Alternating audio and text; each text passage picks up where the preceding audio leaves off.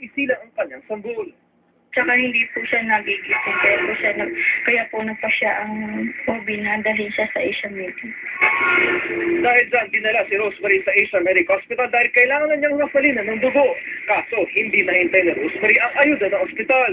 3 oras kami tumagal sa Asia Medic nang walang tigil yung pagdurugo. Ang problem is, walang yung scarcity ng blood. Kaya mas saan siya pupunta ng hospital, kung walang dugo sila makukuhanan, mas tertiary siya at wala din silang dugo, wala din silang magagawa. Vaccination na autopsy report na iwan daw ang placenta o inuna ng bata sa loob ng matres ni Rosemary kaya di tumigil ang kanyang pagdurugo.